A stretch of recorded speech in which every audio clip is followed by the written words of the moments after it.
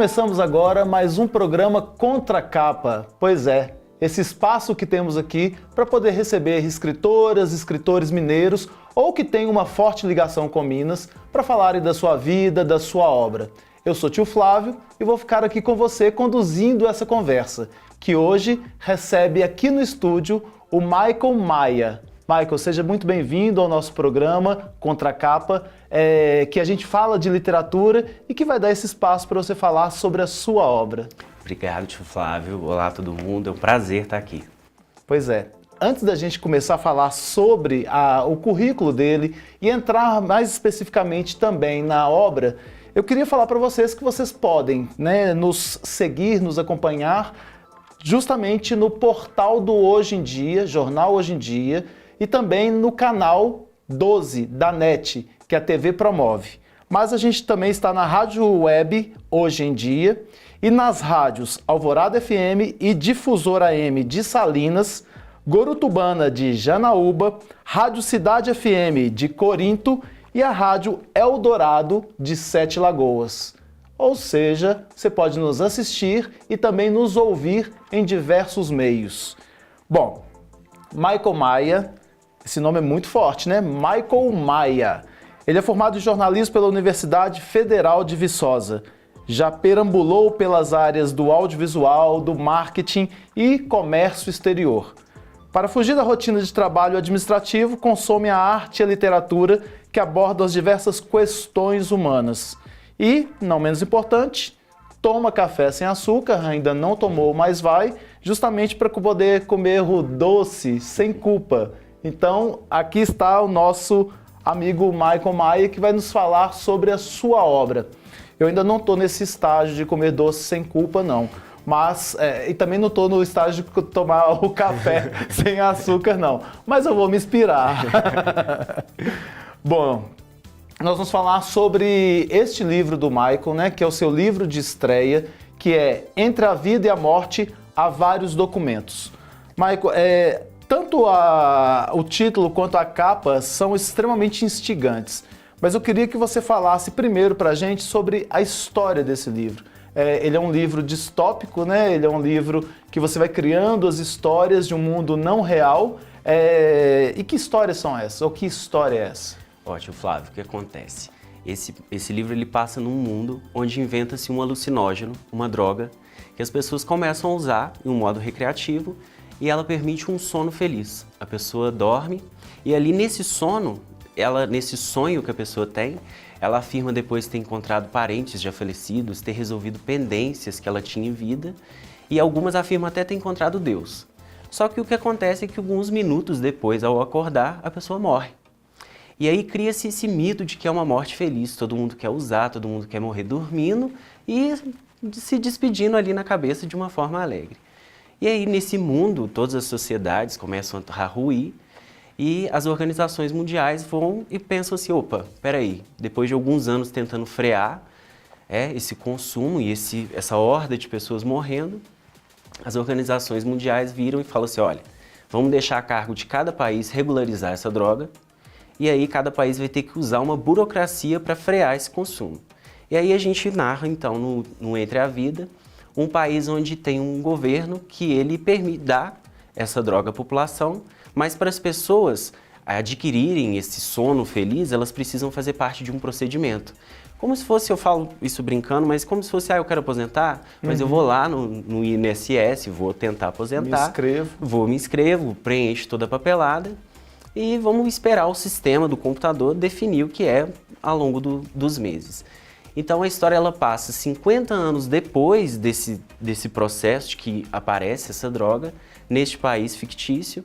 E nós acompanhamos a história do Antônio, que é um servidor público do governo que recebe essas aplicações e é um servidor público que está ali digitando, passando as informações de paciente tal, tudo passando, e que confia nesse sistema que está definindo quem merece morrer feliz e quem não. E para contrapor, a gente tem a irmã do Antônio, que é a Luzia, uma professora de sociologia e militante contra esse sistema que está definindo quem merece morrer, quem não merece. E aí eu trabalho muito essas questões individuais e como que as questões individuais implicam as pessoas ao redor. E também falo do controle dos corpos pelo governo, o que o governo tem, o que não tem a fazer, e como que implica também uma decisão governamental numa sociedade. As pessoas sabem, já sabem então, no início da droga, a pessoa já sabia que havia a morte depois. Isso. Sempre souberam. O que acontece é que eu não falo o que é o depois. As pessoas já só acontece que a droga funciona na cabeça delas. Sei. Eles fazem uma análise no cérebro lá, uma coisa bem rápida, eu explico com os médicos falando, poxa, a pessoa está tendo um sonho e parece que ela está gostando. E aí ela acabou morrendo, né? E aí nunca eu falo o que acontece depois, mas que as pessoas querem experimentar, elas querem morrer felizes, ela quer ter um sonho de se despedindo na cabeça dela, encontrando com pessoas que já faleceram, encontrando com parentes, e aí a pessoa morre e começa a criar esse mito, poxa, eu quero morrer feliz também. E aí o governo fala, não, peraí, vamos regularizar, mas para isso tem que preencher uma papelada, tem que enfrentar uma fila. Sempre tem burocracia, sempre né? tem uma Até burocracia. No mundo distópico. Exatamente. Ou seja, a distopia também é burocrática. Exatamente. Mas quando a gente fala sobre esse assunto, quando você traz esse assunto, você vai mexendo em algumas feridas da nossa própria sociedade. Exato, né? porque... A gente fala da morte, que é uma coisa que hoje a gente tem muitos autores que falam, que tratam, muita gente em redes sociais que trazem, mas parece que a gente nunca está preparado para a morte ou para falar dela, né? A gente vive uma cultura, e ainda mais em Minas, né? Que a gente chega no domingo em casa, no almoço de família, e minha mãe, isso é um caso real, entrega um cartãozinho da funerária para todos os filhos, e aí as pessoas começam a falar, não vamos falar disso não, que isso atrai, né? Essas coisas já são, a morte já é um tabu. Isso. Mas você vem falando de uma morte assistida, né?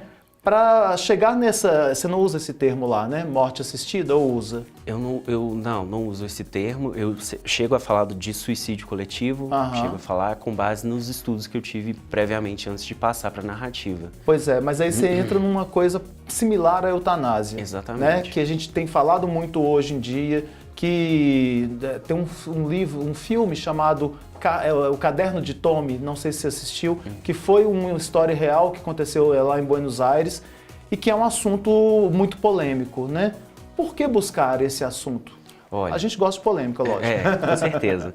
E assim, eu já quero desmistificar isso, que eu não sou uma pessoa que gosta de morte, eu inclusive tenho muito medo de Flávia, assim, um medo mesmo. Talvez esse livro seja para você também, exatamente, né? Pra poder enfrentar foi um ela processo pouquinho. de cura e ainda tenho muito medo, né? Dei uma melhorada.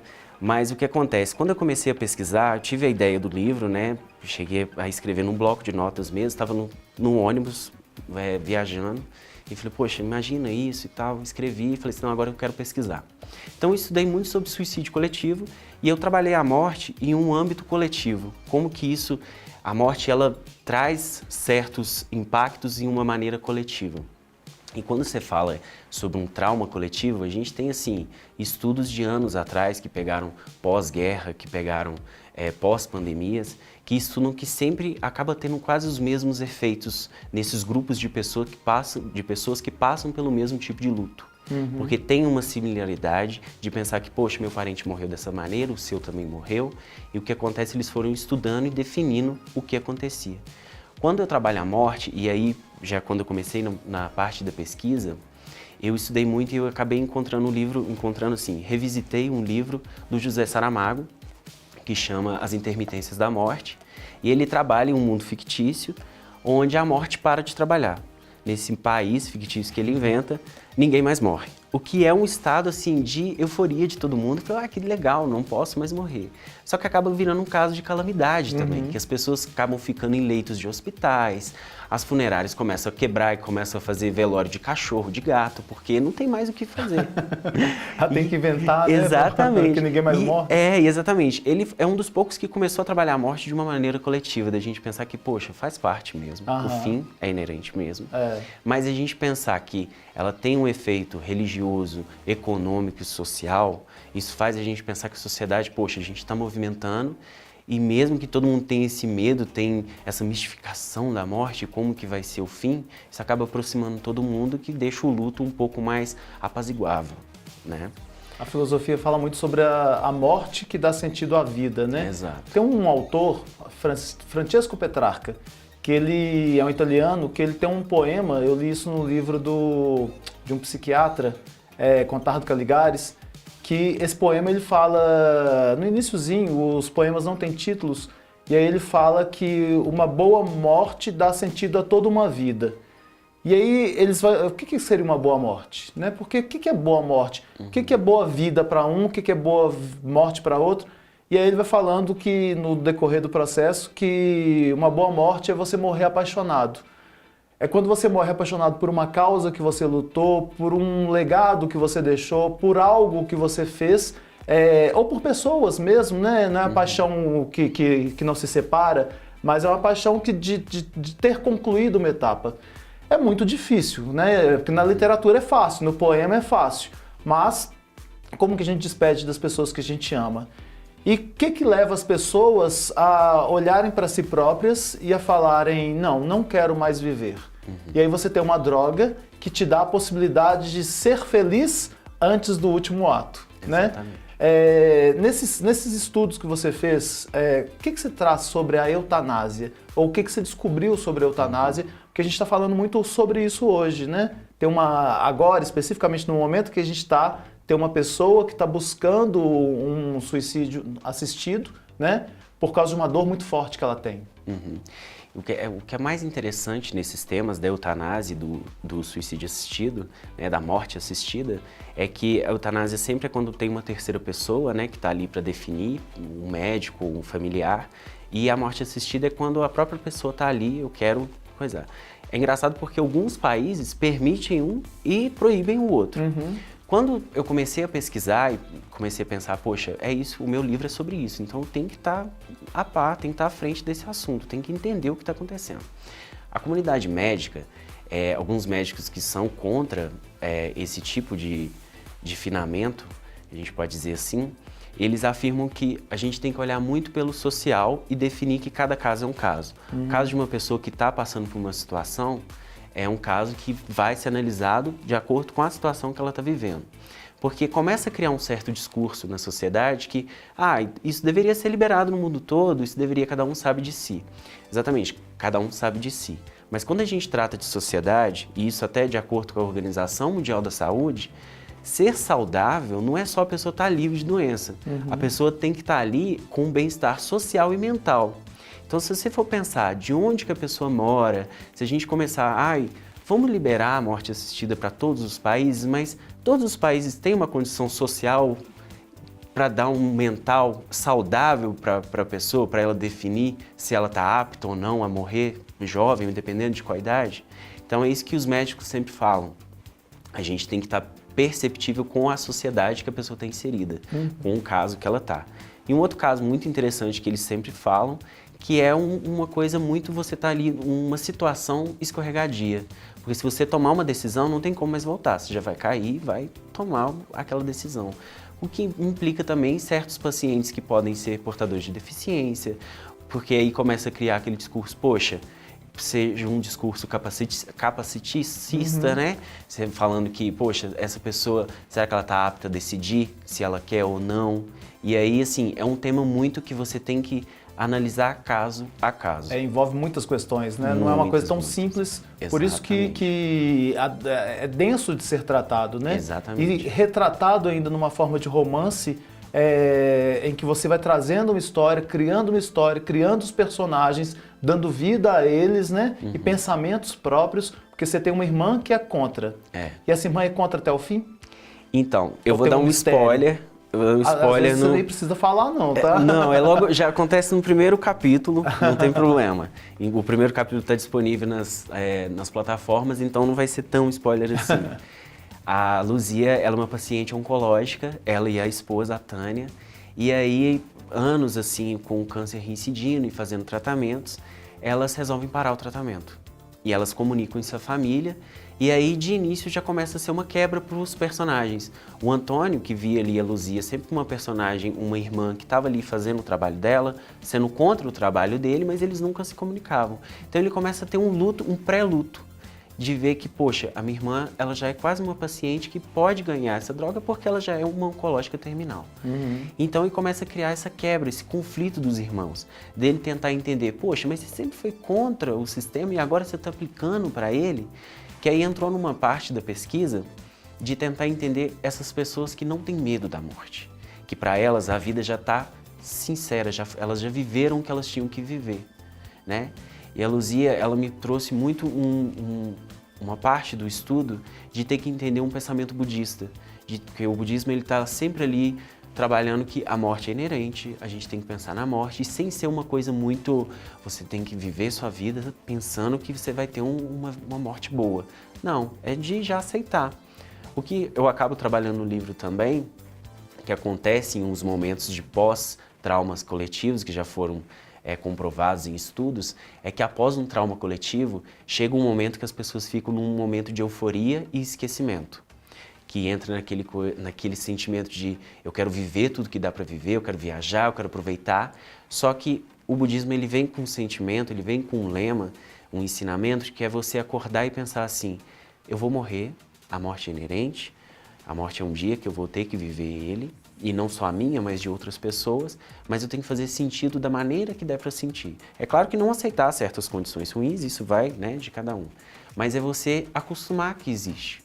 E isso não que faça você ser uma pessoa que eu não vou viver, eu não vou pensar no amanhã, eu vou fazer o que der para fazer, eu vou comprar, vou me endividar, né? Tem muito mas disso não, mesmo. E aí fica esses dois polos, o Antônio e a Luzia, eles ficam nesse conflito de a Luzia, que é uma pessoa que está ciente do que ela quer fazer, ela viveu o que ela tinha que viver e ela quer passar pelo procedimento. Você é budista? Não, eu senti muita afinidade com os temas, mas ainda não tive todo o parâmetro para chegar ao budismo. Mas, assim, é legal acho trazer, interessantíssimo. A Ana Quintana, né, que é a médica que pesquisa muito sobre a morte, ela traz muita questão do budismo também, né, para poder ter essa visão da morte. Porque assim, são várias possibilidades, né? As pessoas viverem tudo o que quiserem viver e esgotarem sua energia, porque a morte existe mesmo, ou você aproveitar cada dia, cada um vai achar a sua maneira, né? Mais dolorosa, menos dolorosa, mas é algo que é inerente, é pessoal mesmo. Exatamente. Agora eu queria saber sobre o título do livro. Entre a vida e a morte há vários documentos. O que é esses documentos? Os documentos a gente pode colocar como situações, como momentos das nossas vidas, né? Porque documentos pode ser uma foto, pode ser um vídeo que a gente grava no celular, pode ser um domingo de família que você guarda ali na memória. E também faz uma brincadeira com próprias questões que tem nessa distopia que eu criei. Da burocracia. Da burocracia que o país cria, né? Chega certos momentos que as personagens, a Luzia e a Tânia, elas acabam discutindo porque elas têm que apresentar muitos documentos para o governo. É documento de financeiros, ela tem que apresentar o que elas têm de bens, o que elas não têm, para onde que elas vão deixar esses bens. E a morte acaba sendo uma coisa tão burocrática que elas acabam ficando desgastadas. Será que eu quero mesmo morrer? Ai, será que eu quero passar por isso? Que é um procedimento do governo para frear, tentar frear. E o título, a gente já estava conversando antes, previamente, mas esse título é uma coisa que dá muito trabalho, né? E não era esse título, eu tive uma ajuda da Juliana Cury, que me ajudou na preparação do texto, e foi assim, uma reunião que a gente teve, bem prévia, que eu falei, Juliana, eu tô assim, não consigo pensar num título, eu queria um título que pegasse a essência do livro. Ela, e se a gente fizesse uma brincadeira assim, assim? Eu falei, não é isso, não fala mais nada, vai ser isso aí. E aí foi, eu sou eternamente grato por ela, porque eu tava algumas noites sem sono pensando. Mas o título realmente é uma coisa das mais difíceis, né? Porque você tem que traduzir naquele pequeno espaço uma essência do seu livro e que é muito complicado mesmo. Eu falo que parece um parto, né? Porque você vai elaborando. E quando você fala ou traz isso, porque eu acho que é interessante deixar aberto também para as pessoas interpretarem da forma que quiserem, mas aí vem a visão do autor. Eu não tinha percebido como um documento de memórias, né? Porque eu acabei de ler um livro de até um autor mineiro que eu entrevistei aqui, que é o Jackson Fuchs, que o livro chama Meu Pai. E ele escreveu com o pai dele não tem memórias do pai, eles são judeus, o pai veio fugindo da questão, né, da guerra, do nazismo, e aí ele fala muito sobre essa questão de que famílias não têm memórias para poder passar, então vive-se um silêncio que dói. E aí quando você fala desses documentos, se a gente pensar na vida da gente, há muitos registros de momentos extremamente felizes, né? e que às vezes a gente não os busca, né? Não... Então essa questão da memória afetiva está aqui também. Exatamente. Agora me fala sobre a capa. A capa também foi um processo assim que demorou algumas semanas pra gente chegar nela, eu já estava com a editora. E aí eu queria que fosse uma pintura que tivesse pelo menos um elemento marítimo ou então um mar. Porque o mar ele me dá essa sensação de finitude, você sabe que ele vai acabar, mas você não vê. Você sabe que um dia o mar ali, se você atravessar o oceano, você vai acabar o oceano. Tem um fim. A gente não consegue mas você não vê, que é Boa. exatamente o que acontece com a vida. E aí... a editora já estava entrando em contato com alguns pintores. Um dia eu estava pelo Instagram, e eu gosto muito, o pintor é o Arthur Rios, ele está no Instagram, ele tem pinturas maravilhosas. E aí um dia eu entrei, fui olhando todo o perfil dele e falei, poxa, eu quero achar uma aqui, gosto do estilo dele. Achei essa pintura e mandei para a editora falou assim, não, vamos entrar em contato. O Arthur foi muito solícito, o que eu achei mais assim, interessantíssimo dele é que ele falou assim, bacana, mas eu quero saber quem é o autor e o que é essa obra.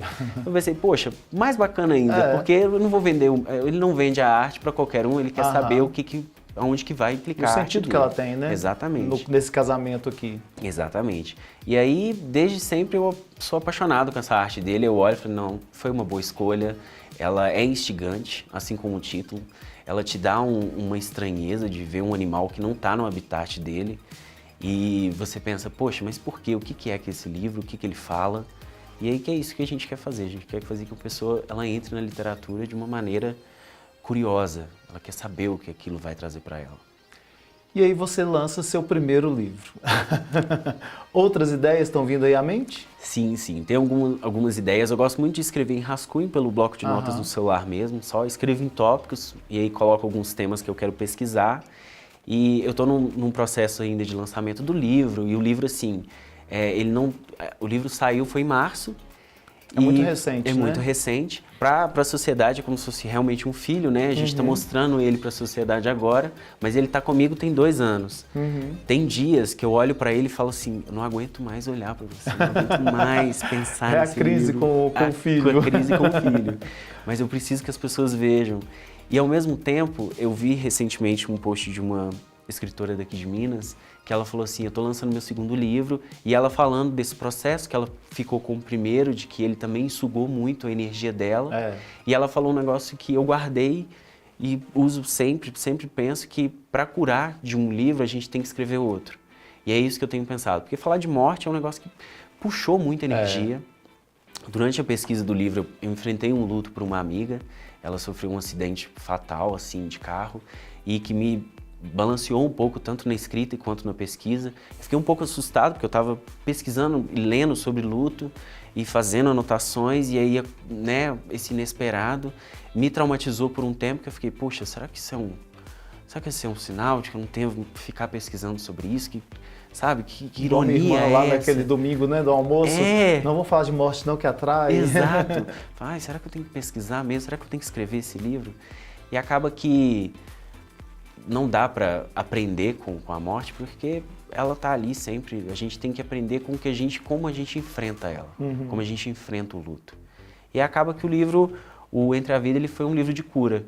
Eu conversando comigo mesmo, os personagens conversando, e eu vendo eu conversando comigo mesmo, quebrando esse medo, né? Claro que eu ainda tenho medo, mas amenizando, né? As pessoas que querem, que têm interesse em falar ou pesquisar ou ler sobre luto, elas encontram aqui alguns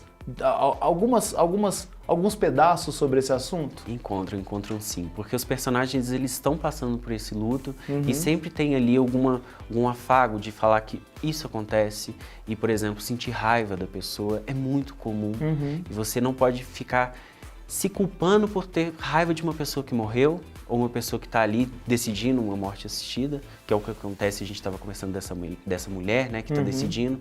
Algumas pessoas acabam despejando comentários de ódio contra ela, falando que ela não tem amor à vida, mas isso não tem o que fazer, né? É o que acontece. E o luto ele tem muitos estágios, né? As pessoas pegam um processo de barganha, um processo de raiva, e enfrentar isso como é normal, né? É normal do ser humano a gente passar por esses processos. Ok. Agora, para a gente começar a fechar esse assunto aqui, uma outra curiosidade, né? Você falou sobre o livro está muito novo, você está nesse processo aí de, né, de olhar para ele, de ter amores, né, de ter, às vezes, repulsa. Isso, para mim, também foi normal. Quando você escreve um livro, você tem uma dificuldade, às vezes, até de lê-lo depois, quando ele está pronto, né? Porque você já leu tantas e tantas vezes que ele chega é uma maravilha, né? Quando ele chega da editora, chega pela entrega lá na sua casa, é uma festa. E aí você vive esse processo realmente com ele.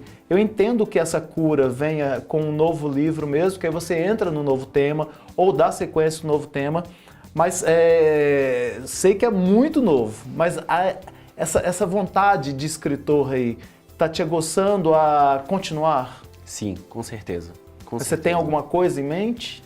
Tenho já alguns projetos que eu estou na fase da pesquisa, que para mim, do Entre a Vida, foi a parte mais legal de você sentar e pesquisar, porque quando você começa a pesquisar, você já começa a criar conflitos ali na sua cabeça, você já começa, poxa, isso daqui eu posso criar um diálogo, isso daqui eu posso já desenvolver um personagem.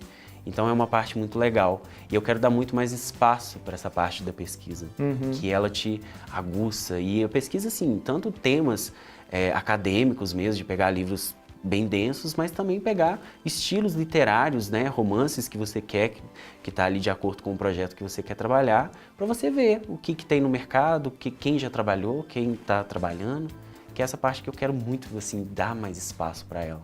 E aí eu vou puxar para outra pergunta, que é justamente, não especificamente sobre esse livro, mas na sua vida como um todo. Quem são suas referências literárias? O que você gosta de ler?